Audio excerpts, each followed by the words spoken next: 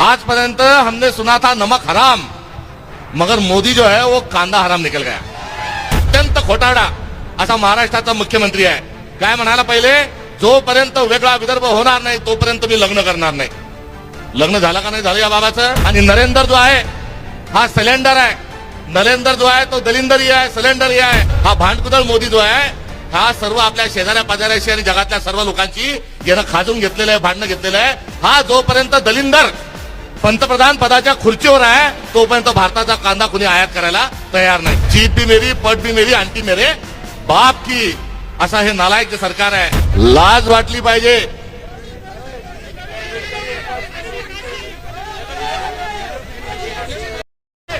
शेतकरी उपाशी, फडणवीस मोदी तुपाशी।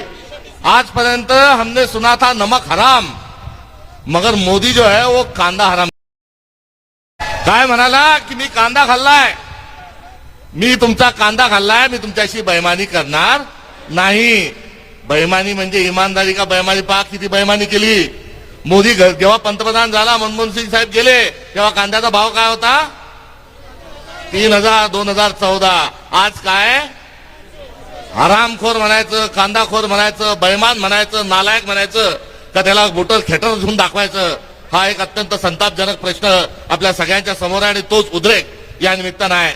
3000 भाव असा करत नाही, ही भूमिका घेऊन आपल्याला जायचं आहे।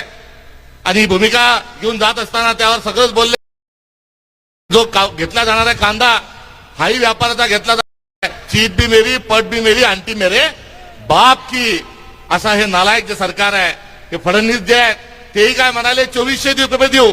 हा पण असा गद्दार माणूस आहे की 2400 वरून उलटी उडी मारली आणि 1200चा बोलतोय। 1200 मध्ये राईस प्लेट जेवढे येतील तेवढे 2-3 खा आणि पळून जा। त्यामुळे यांच्या बोलण्यावर कुठे विश्वास नाही। अत्यंत खोटारडा असा महाराष्ट्र। काय म्हणाला पहिले, जोपर्यंत वेगळा विदर्भ होणार नाही तोपर्यंत मी लग्न करणार नाही। लग्न झालं का नाही झालं या बाबाचं? अरे जो विदर्भाच्या मतदारसंघातल्या लोकांशी खोटं बोलतो तो या महाराष्ट्राशी आणि भारताशी जगाशी खोटं बोलल्याशिवाय राहणार नाही, एवढंच सांगतो।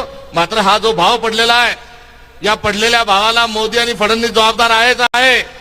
मात्र यावर आपल्याला ही लढाई थांबून चालणार नाही, कारण आंतरराष्ट्रीय स्तरावर कांद्याचा भाव ठरत असतो।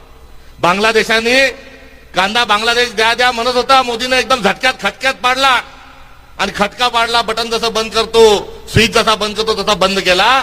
ती शेख हसीनाबाई जी होती पंतप्रधान, ती खुशामता करायला लागली, गयावया करायला लागली। मात्र या बाबांना ऐकलं नाही। बांगलादेशानं काय केलं, भारत आपल्याला अडचणीत आणतो म्हणून त्यांनी इतर ठिकाणून कांदा घेतला। श्रीलंकेने तेच केलं। हा भांडकुदळ मोदी जो आहे हा सर्व आपल्या शेजाऱ्या पाजाऱ्याशी आणि जगातल्या सर्व लोकांची यानं खाजून घेतलेलं आहे, भांडणं घेतलेलं आहे। हा जोपर्यंत दलिंदर पंतप्रधान पदाच्या खुर्चीवर आहे तोपर्यंत भारताचा कांदा कुणी आयात। बरोबर सांगतो का चूक सांगतो? जो भी कहेंगे सच कहेंगे, सच के सिवा कुछ नहीं कहेंगे। आपण डिझेलच्या लाईनीत आहे आणि दररोज 50,000 के 50 के म्हणजे हजारो लाखो लिटर डिझेल जे आहे हे बांगलादेशात चाललं। अरे मूर्खा, असं म्हणणं योग्य नाही, मात्र दुसरा शब्द नाही। अरे मोदी मूर्खा, तू सांग ना की डिझेल पाहिजे तर कांदाही घ्यावा लागल, 1 के साथ 1, तर आम्ही तुम्हाला डिझेल देऊ। मात्र याची सांगायची हिम्मत नाही। आंतरराष्ट्रीय सगळ्यांशी हा भांडला, आपला कांदा कोणी घ्यायला तयार नाही। तो सोल्युशन काय, याचं औषध काय? ये सरदार निकम्मी है, ये सरकार बदलनी है।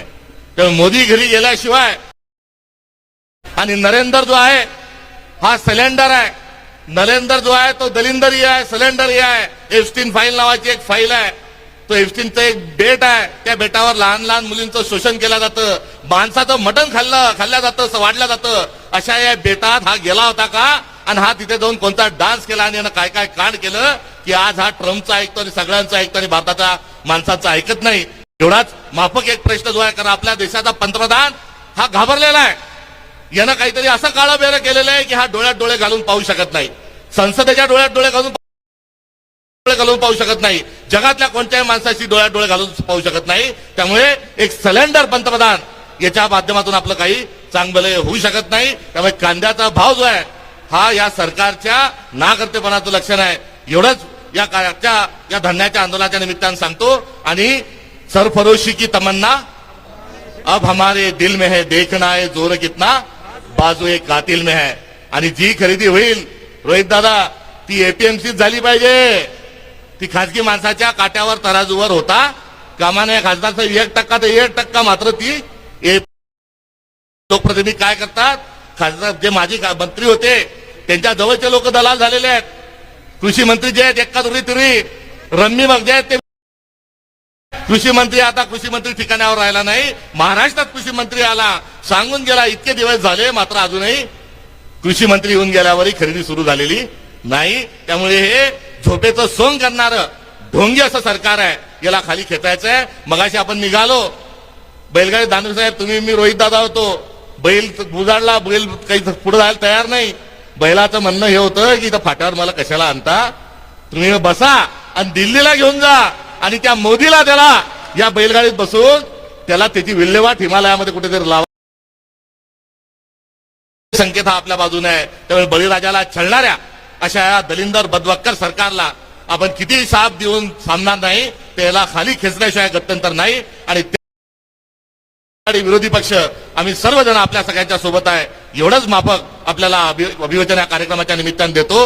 राहुल गांधींसारखा एक धडाडीचा बाणा असणारा माणूस न झुकता झुकेंगे साला भूमिका घेऊन आपल्या सगळ्यांच्या सोबत आहे. आणि अशा नेतृत्वात आणि राज्यातल्या तमाम महाविकास आघाडीच्या नेत्यांच्या माध्यमातून आपल्याला भरगतचा आपल्या पदरात पाडून घेतल्याशिवाय थांबायचं नाही. ही आन बाण आणि शान आपल्या सर्वांची राखण्याचं आपल्या सगळ्यांना शपथ देतो. थांबतो. नाशिक जिल्ह्यातील चांदवड चौफुली येथे मुंबई आग्रा राष्ट्रीय महामार्गावर कांदा उत्पादक शेतकऱ्यांच्या मागण्यांसाठी महाविकास आघाडीच्या वतीने तीव्र रस्ता रोको आंदोलन करण्यात आलंय. कांद्याला किमान 24 रुपये हमी भाव मिळावा आणि विकलेल्या कांद्याला 15 रुपये अनुदान मिळावं या प्रमुख मागण्यांसाठी हा आक्रोश महामोर्चा काढण्यात आला होता.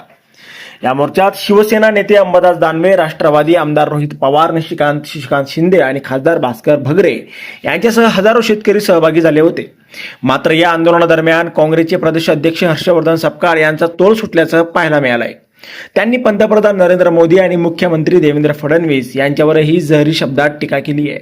दरम्यान नाशिकच्या चांदवड येथे कांद्याच्या दरवाढीच्या मागणीसाठी केलेलं आंदोलन चिघळल्याचं चित्र देखील पाहायला मिळालं. आंदोलनकर्त्यांनी रस्ता रोको करत वाहनांच्या रांगाकडे धाव घेतल्याने तणाव निर्माण झाला होता. काही आंदोलकांनी वाहनांची हवा सोडण्याचा प्रयत्न केल्याचा आरोप करण्यात आला. यावेळी पोलिसांनी आंदोलकांना मज्जाव करता दोन्ही बाजूंमध्ये झटापट झाली. तब्बल 2 तासाहून अधिक काळ हे आंदोलन सुरू होतं. यावेळी शेतकरी संतप्त झाल्याचं पाहायला मिळालंय. यानंतर पोलिसांनी आंदोलकांची धरपकड केली. रोहित पवार, शशिकांत शिंदे, अंबादास दानवे आणि हर्षवर्धन सपकाळ यांच्यासह अनेक आंदोलकांना पोलिसांनी ताब्यात देखील घेतलं होतं. आता यावर तुम्हाला काय वाटतं, तुमचं मत कमेंट बॉक्समध्ये लिहायला अजिबात विसरू नका. व्हिडिओ आवडला असेल तर जास्तीत जास्त शेअर करा. आणि आतापर्यंत मराठी जनता आपण आपल्या या चॅनलला सबस्क्राईब जर केलेलं नसेल तर चॅनलला सबस्क्राईब करा.